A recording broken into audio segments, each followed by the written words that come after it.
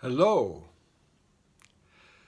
Well, in this video, I will say something about old memories from Damascus. Well, what I remember is that every Sunday after church, we used to gather in my grandpa's house, all of us. That is to say, the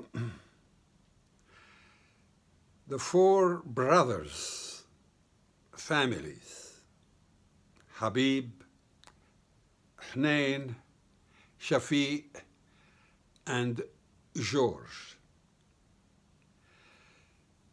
Early on, George was still not married, so he came all by himself. I recall discussions during those Sunday meetings about the Second World War. The newspaper was read by George, and everybody discussed what was in the news. I recall hearing, well, what should I say? I was, 6, 7, 8? I don't remember exactly how old I was. But I recall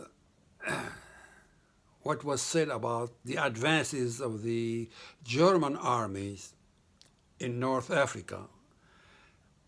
I recall hearing about Al-Alamein.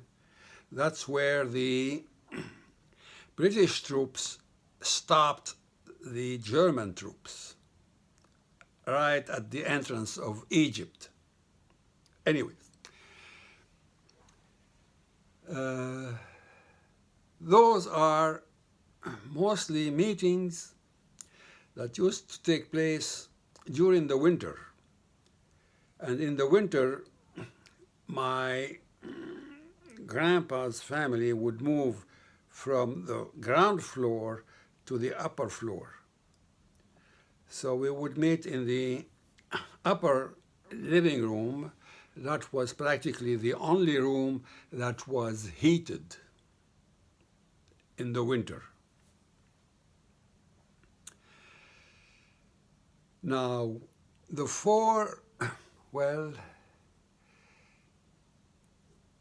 when my uncles Habib and Hnain got married, they built their own houses on the same lot that was about, maybe 100 yards away from my grandpa's house, in the old Baptuma place in Damascus. Well, when my dad married, he built a third floor on top of theirs, and that's where we lived for, let's say, the 14 years of my life where we were still in Damascus before we moved to Beirut. I remember those days were very happy days because the kids occupied the 3 floors and the garden. So my Uncle John had a nice garden where he had all sorts of fruit trees, a water fountain in the center, and it was nicely designed,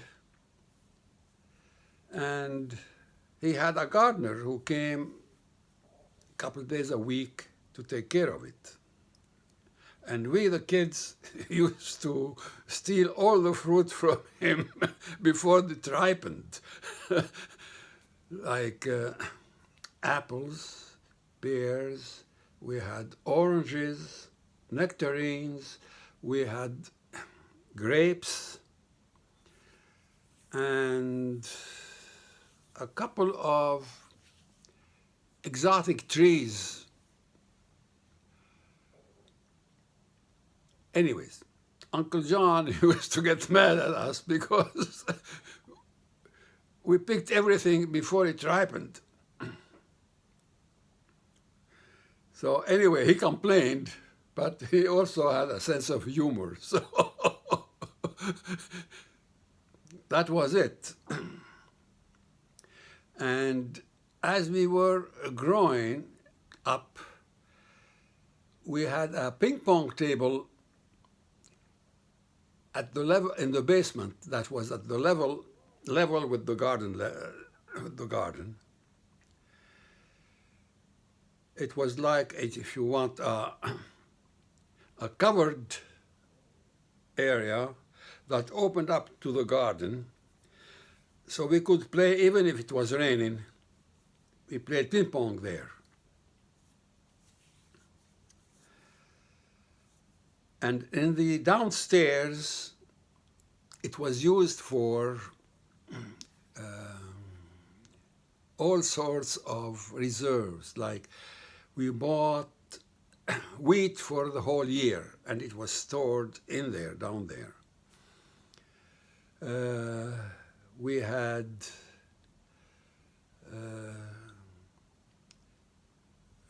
well, whatever was bought for seasonal things that could last for a whole season were stored down there, including, during the war, including kerosene that was used for cooking.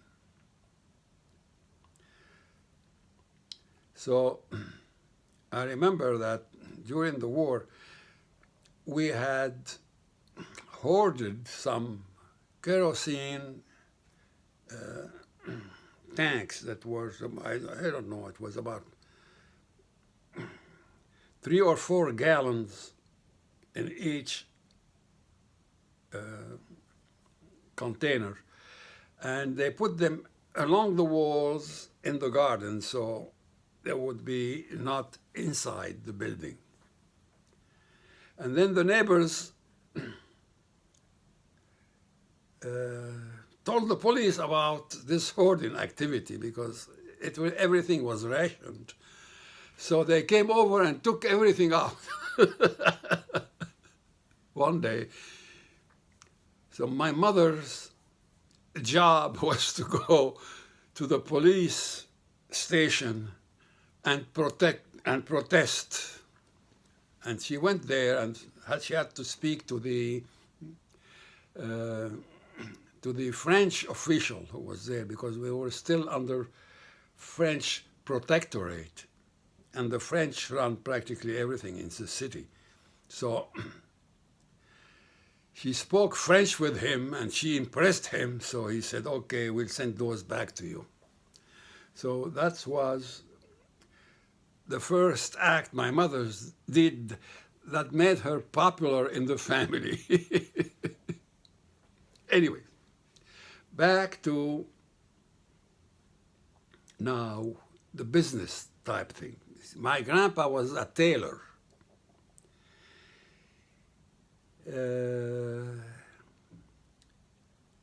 He used to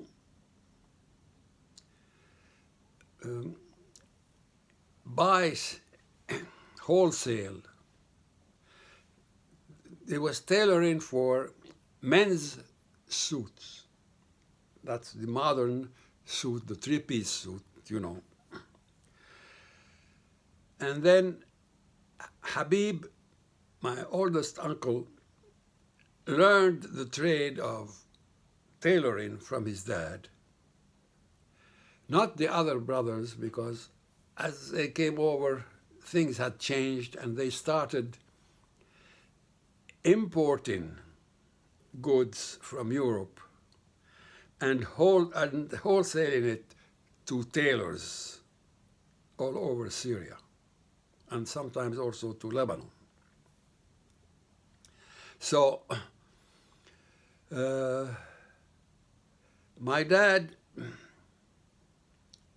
was not technically oriented. He was in sales. So the factory, they started a factory after a while, yes. That was in 35. They started a factory during the Depression.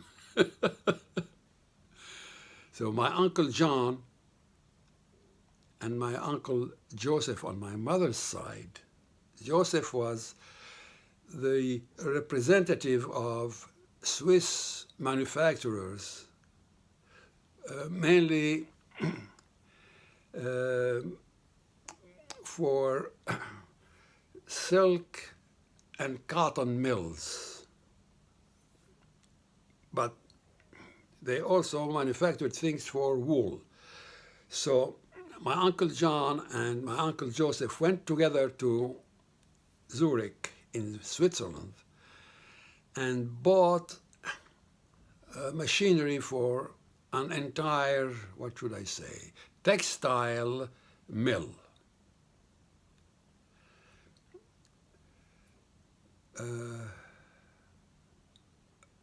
So they bought a place just outside Damascus, and they built a factory there. That was in 35. And they almost went broke because the quality of their products was not that good. And competition from Europe was very keen. So they were tempted for a while to counterfeit. So they were stamping made in England their own goods. And they were caught, and the British consulate complained, and my Uncle Habib was arrested. And I remember my dad used to take me there to visit him in his jail. It was,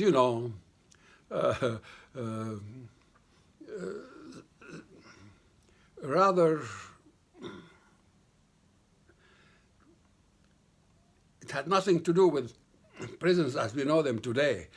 We used to meet on the roof of the building with all the other prisoners and discuss things. And it was mostly a family-like encounter. At least this is how I remember it. Anyways, it was a short while, then he came back home and we celebrated his return. Now, what saved the business, the factory business, was the war. Because with the war, European competition stopped. And we made a lot of money importing wool from Iraq and Syria, and some from Syria too, and manufacturing it into blankets for the military and rough